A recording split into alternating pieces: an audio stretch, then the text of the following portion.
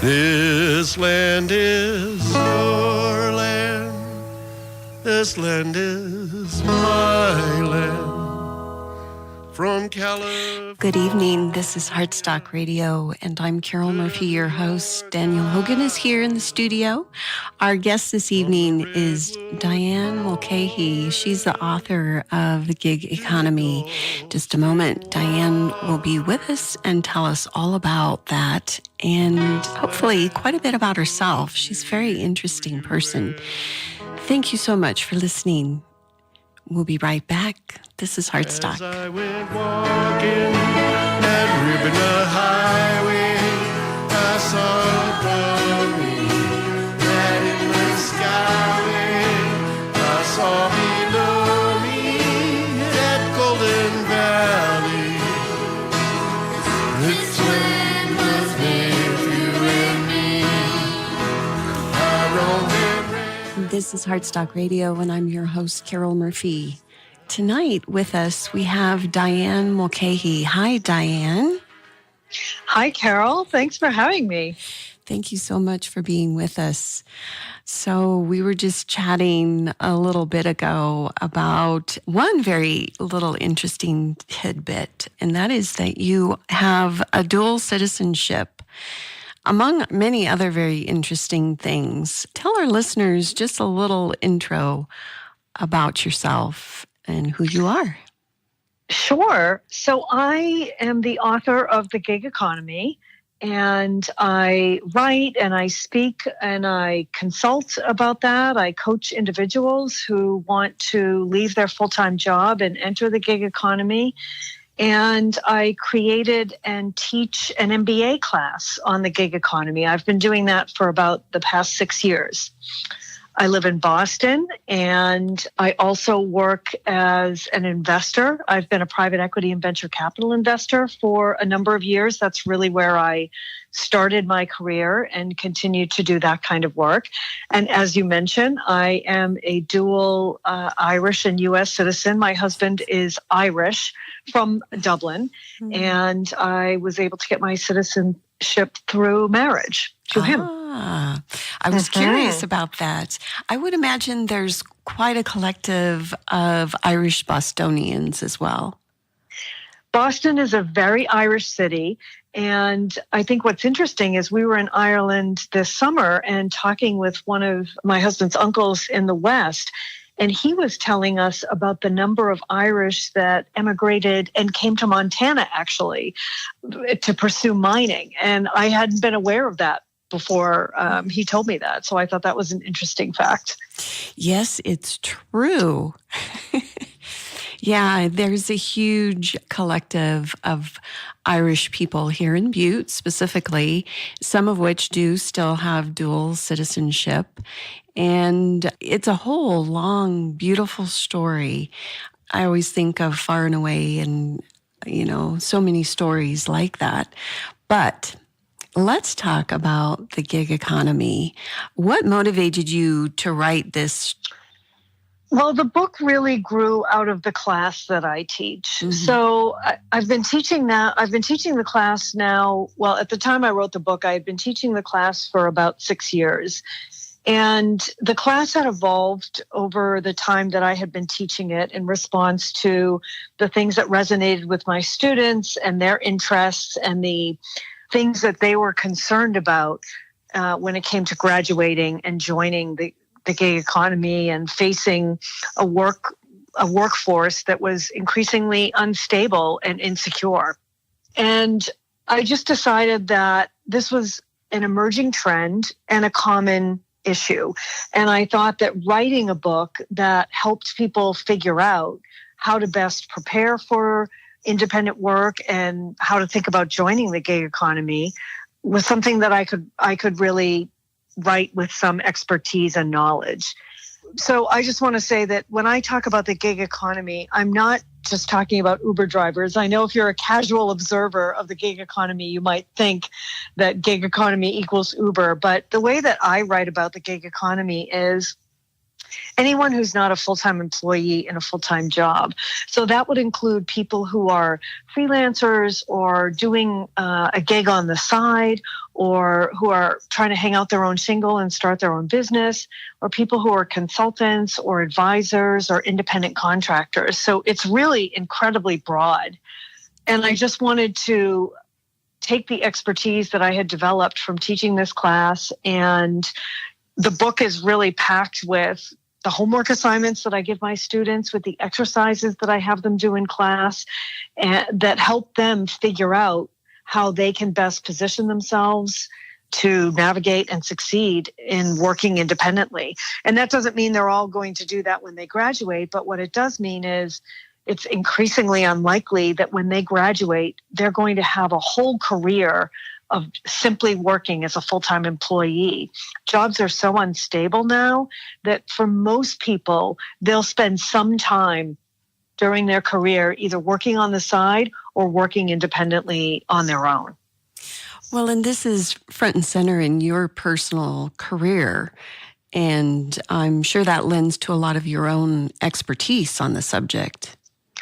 Absolutely. I don't just write about the gig economy. I definitely walk the talk. I've been working independently for 7 years now. I haven't worked in a traditional office in over a decade. I've worked remotely or in a different geographic location. So I absolutely have incorporated all of this into my own career and have chosen to work independently. I prefer that.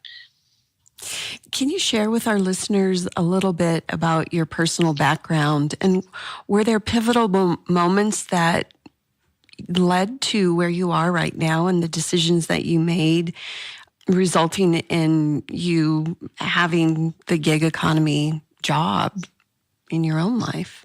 Yeah, I think, when I graduated from college, my first job out of college was at a consulting firm. I think that's reasonably common. I was a liberal arts major, and it's a great way to learn a lot of different skills and knowledge in a very broad kind of role. And it's a very common entry-level position. And I remember somebody telling me, the key to your first job is to get into the organization and then look up and look around and see whose job you're interested in and focus your sights on that. And so I started my first job, and, 6 months, a year in, I look up and I look around and I realized I don't want anyone's job. I didn't think anybody had a really good situation. People were working all the time. They had no personal lives to speak of. The hours were crazy. The pay wasn't great. And I just thought there has to be a better way than this. I also really missed, and this was coming out of college, and I really missed the variety that I used to have, taking, 5 or 6 different classes and being able to go from one to the other and do some reading or some writing or some problem sets, have different kinds of tasks. I really missed the challenge and the variety of that. I thought it was a really interesting way to spend my day. And I found that at work, it was much more narrow, specialized, uniform, even at that early stage. So right away, I sort of set my sights on figuring out a way that I could work differently. Now, I wasn't able to do that right away. I didn't have the experience or the expertise or the skills to go out on my own until I was in my 30s. So it took a decade of working for me to build up the skills that I needed to be able to go out on my own. But I looked for opportunities to do that. And when I saw them, I took them. It was definitely a way that I wanted to work, was to have, rather than one single job, I really wanted to have a portfolio of work where I could do different things. That was ultimately my goal. Can you kind of lead us through some of the steps that are in your book that someone should go through to participate in the gig economy? It just sounds like something that has to evolve over time.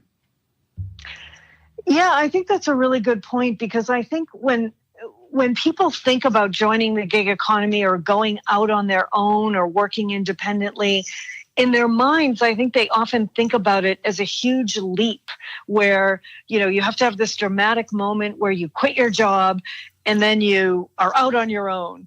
And it really doesn't have to be that way. I think for any of your listeners that are interested in working independently or working differently than being a full-time employee in a full-time job, it's very easy to start gradually and over time. There's no need to have a dramatic leap.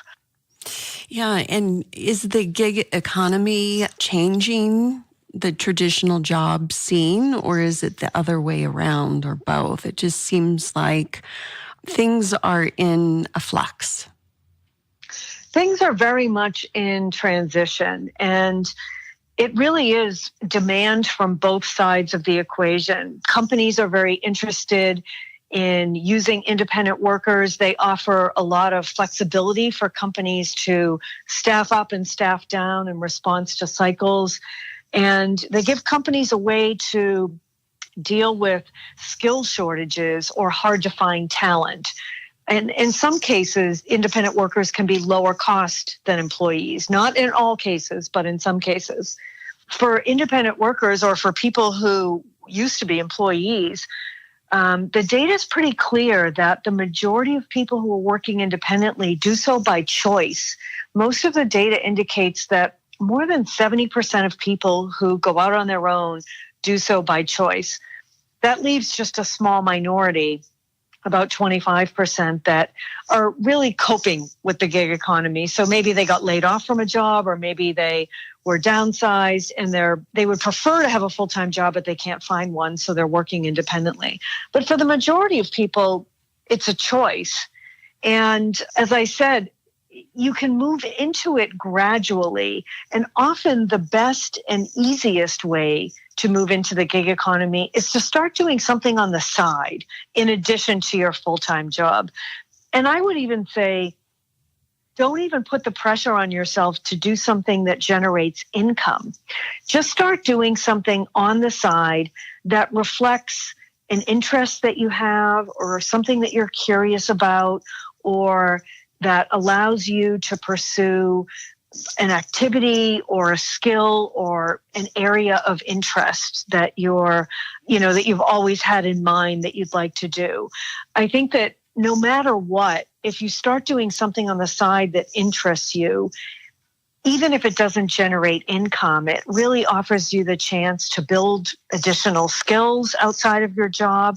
It expands your network, and it really opens up opportunities for the future. So I think that's a great sort of incremental step that people can take if they're thinking about exploring independent work, but they're not quite sure yet.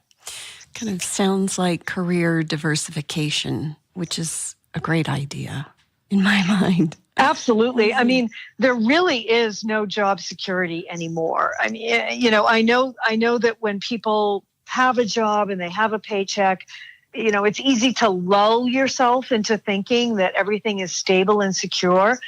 But our economy is so incredibly volatile, it's so dynamic that at any time, any of us could be let go or downsized or laid off, or companies get acquired. I work a lot with entrepreneurial companies and startups. They can fail to raise a financing or they go under. So our economy is very dynamic. We don't know what's coming around the corner, and it really makes sense to be prepared and be thinking about our next step, even if we're in a full-time job. We're going to take a little music break. This is Heartstock Radio, and we're speaking with Diane Mulcahy. She's the author of Gig Economy. We'll be right back. The sun comes shining, and I was strolling in the wheat fields waving, and the dust clouds rolling. The voice was chanting as the fog was lifting. This land was made for you and me. As I went walking, I saw a assignment, and on the sign it said, no trespassing, but on the other side, it didn't say nothing.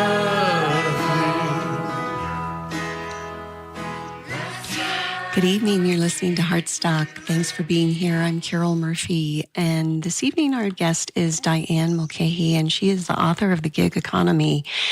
Lots of people out there participating in the gig economy. Just how big is it, Diane?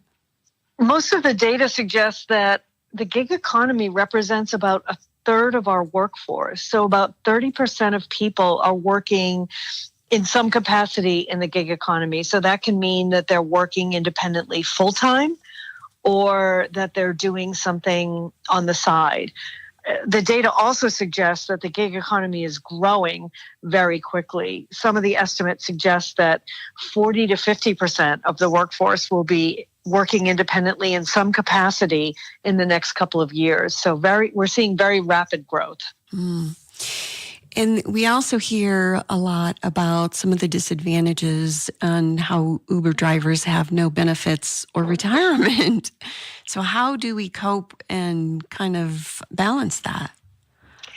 Yeah, and that's definitely true. I mean, there are people who are working independently. I mean, if you're working independently, you sort of by definition don't have access to employer-provided benefits like health insurance or 401k, et cetera. But what we are seeing is that situation also exists in the traditional jobs economy. If you think about a retail worker or somebody who works at a fast food restaurant, they also might have something that looks more like a traditional job, but they don't have control over their hours. They rely on their employer to tell them how much they work every week and when they work. And they also generally don't have access to employer-provided benefits like health insurance or retirement. So I do think it's important to note that this phenomenon of workers that are poorly paid and that lack access to employer-provided benefits isn't unique to the gig economy. Unfortunately, it's systemic in our economy. And it's a problem that exists in our jobs economy as well as the gig economy. And that's really a result of our labor policies. So I think if we want to provide workers consistently with access to benefits, we really need to create a labor market that supports everyone who works, not just full-time employees. I do think in the gig economy, at least now, there are options for people to create their own set of benefits, their own safety net, if you will.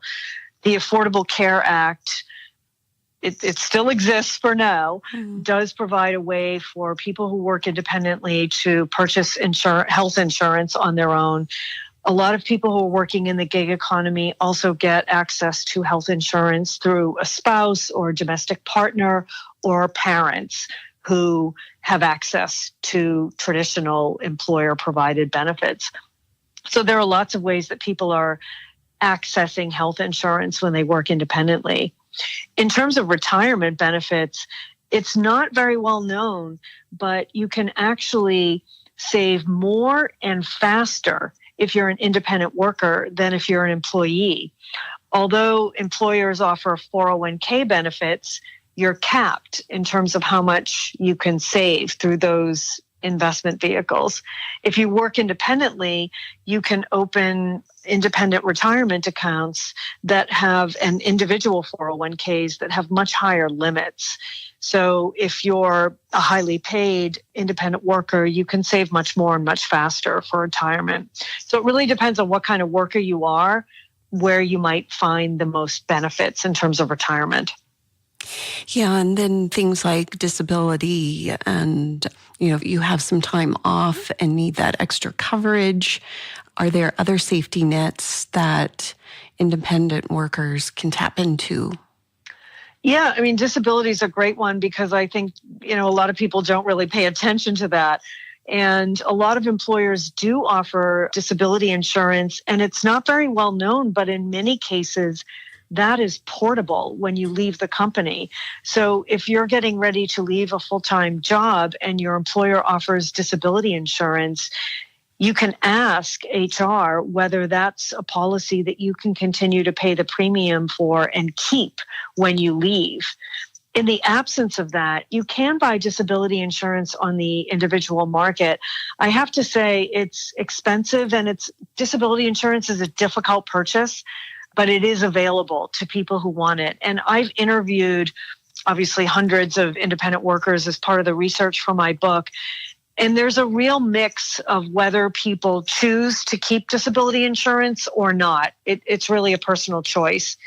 The most common insurance that people choose to maintain after health insurance, which everybody maintains, is life insurance. And that's fairly straightforward and fairly reasonably priced to get on the private market. So yeah, once you leave full-time employment, you can go ahead and get that insurance on the private market. And it just seems like there's such a freewheeling, beautiful aspect of being part of the gig economy too. Lots of freedom and choices. Can you talk about that side of it too? Sure. I do think that the gig economy represents a real opportunity. I think that, and what I've heard from people that I've interviewed, is that full-time work doesn't work for everybody. There are a lot of people out in the workforce who are having a lot of trouble and a fair amount of stress trying to balance a full-time job with other commitments and responsibilities in their life, personal life, or maybe other things that they would like to do. Maybe they're a creative professional or they're an athlete. There are other things that are important to them in their lives, and they have trouble balancing that. So the gig economy really offers a way for people to take control of their work life and fit in their work life around their personal life in a way that most people aren't able to achieve in a full-time job. So a lot of the workers that I interview who go out and work independently, it's fairly universal whether they make more money or less money as an independent worker. And there are plenty of examples of people who make more. And there are also examples of people who essentially take a pay cut to go out on their own. But it's fairly universal that once they have gone out on their own, they really love it. And they would not go back to full-time employment for any reason. That's a fairly common sentiment, which is interesting.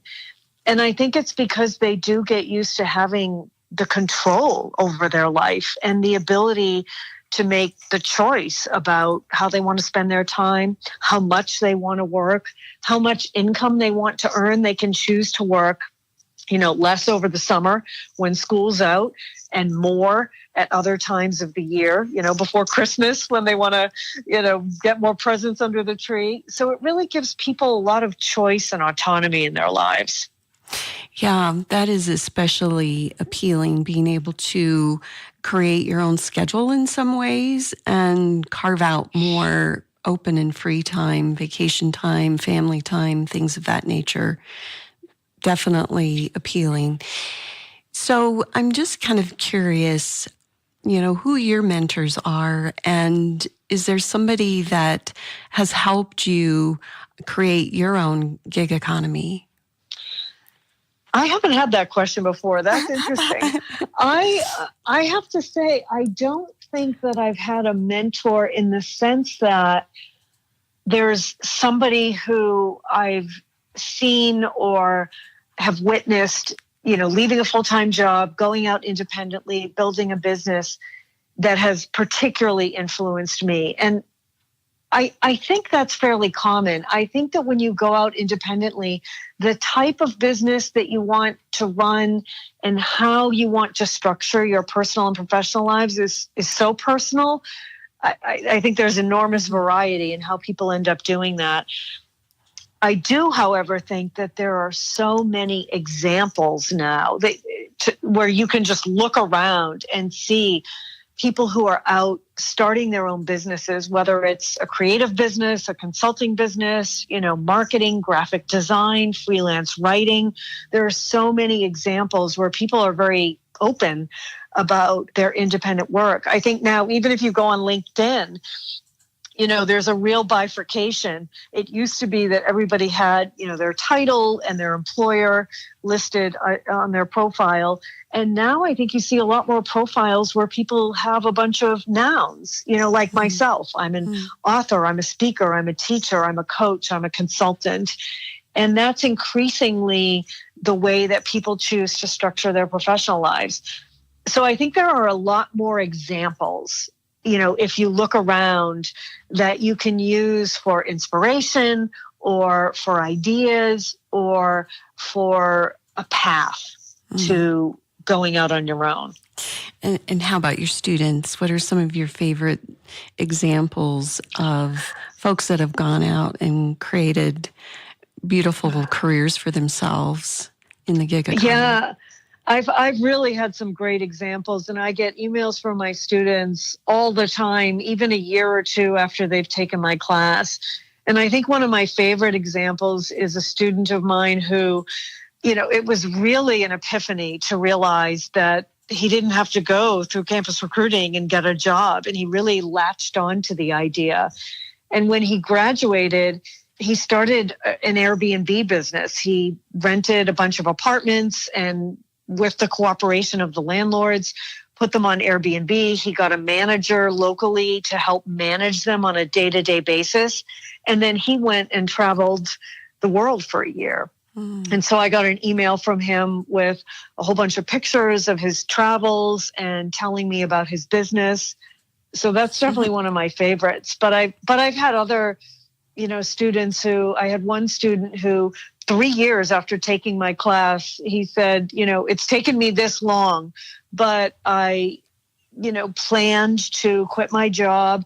I started getting some clients on the side. I was able to grow that while I was working until I felt comfortable making the leap. He had a young family, so he wanted to make sure he was financially stable. He ended up moving cities. He had a really long commute that he was doing every day that he hated. And when he went out on his own, he moved to a place that he enjoyed being because he no longer had to do a commute. He was working independently. He could work from home.